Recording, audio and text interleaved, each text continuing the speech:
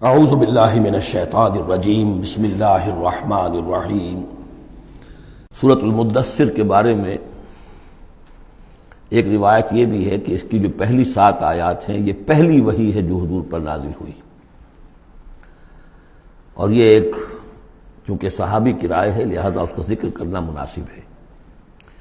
لیکن یہ کہ یہ کنسنسس جس پر ہے وہ یہی ہے کہ یہ پہلی نہیں ہے بلکہ پہلی وحی جو آپ پر آئی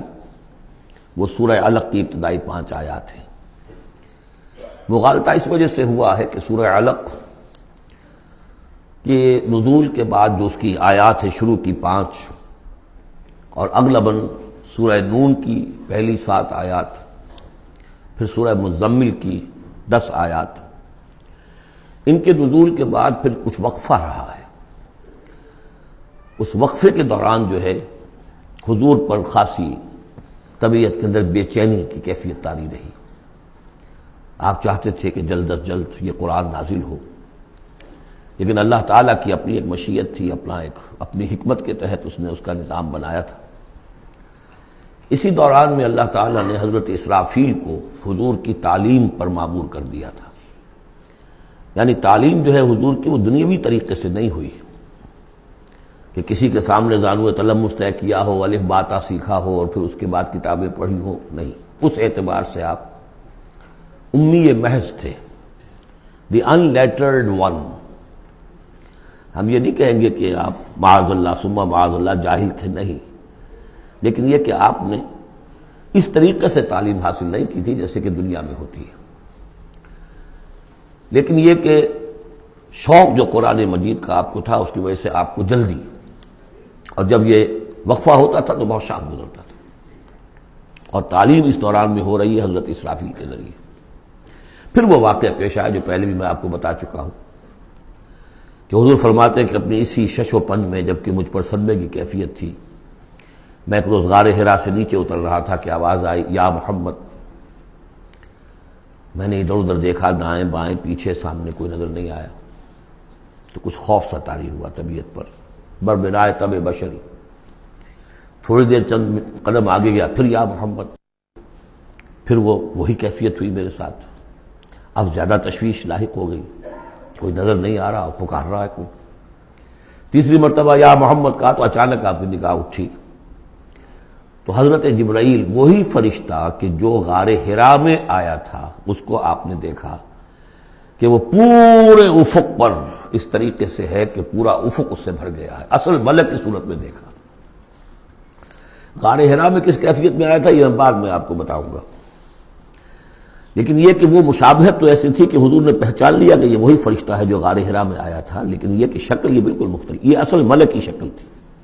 جس کو دیکھا ہے آپ نے ان آنکھوں سے۔ تو اس پر آپ پر دہشت طاری ہوئی ہے، اور آپ گھر آئے ہیں اور آپ پر کپ کپ اسی طاری تھی جیسے پہلی وحی کے وقت ہوئی تھی کیفیت، وہی اس کے بعد بھی ہوئی ہے۔ پھر یہ سورہ مدثر کی یہ 7 آیات آپ پر نازل ہوئی ہے۔ تو اس حوالے سے یہ پہلی وحی ہے، لیکن پہلی وحی ہے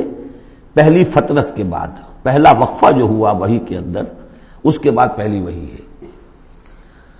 اور اس سے جیسا کہ میں آپ کو بتا چکا ہوں آغاز ہوتا ہے حضور کی رسالت کا، جبکہ سورہ علق سے آغاز ہوا ہے حضور کی نبوت کا۔ آغاز نہیں کہنا چاہیے، ظہور ہوا ہے۔ نبی تو پیدائشی طور پر نبی ہوتا ہے، لیکن ظہور کا وقت ہوتا ہے جبکہ پھر وحی کا آغاز ہو۔ تو ظہور نبوت جو ہے وہ ہے سورہ علق کی آیات سے، اور یہ ہے در حقیقت کہ جس سے کہ آپ کی رسالت کا آغاز ہوا۔ اس کا جوڑا تھا سورہ مزمل، وہ ہم نے پڑھ لیا۔ کم سے کم یہ چیز دیکھ لیجئے کہ ان دونوں کا بھی آغاز بالکل یا ایھا المزمل یا ایھا المدثر، اے کمبل میں لپٹ کر لیٹنے والے اور اے لحاف میں یا کسی اور کپڑے میں لپٹ کر لیٹنے والے، قم، وہاں بھی قم یہاں بھی قم، اب کھڑے ہو جاؤ۔ وہاں قیام اللیل، یہاں قیام النہار کہہ لیجئے اس کو، وہ رات کا قیام تھا، یہ دن کا قیام ہے۔ اس رات کے قیام سے آپ کے اندر روحانی ترقی کو بڑھانا مقصود تھا، تاکہ جو بھاری بوجھ آپ کے کندھوں پر یہ سورہ مدثر کی آیات کے حوالے سے آنے والا ہے، اگرچہ آپ معراج انسانیت میں پہلے سے فائز تھے، وَإِنَّكَ لَعَلَىٰ خُلُقٍ عَظِيمٍ، یہ تو ہم سورہ نون میں پڑھ چکے ہیں،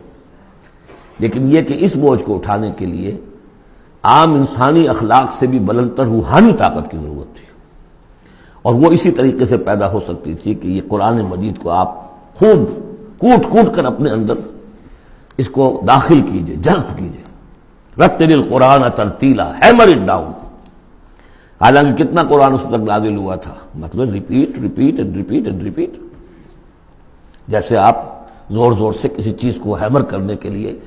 ٹھوک رہے ہیں تو اس کو ہیمر کرتے ہیں۔ تو میں تو یہی لفظ استعمال کرتا ہوں، قرآن کو hammer it down into your heart, آپ کے دل میں، آپ کے پورے وجود میں یہ سرات کر جائے، جس کو اقبال نے خوبصورتی سے کہا، چوں بجاں در رفت جاں دیگر شبت، جب جان کے اندر یہ قرآن سرایت کرتا ہے۔ صدق اللہ العظیم۔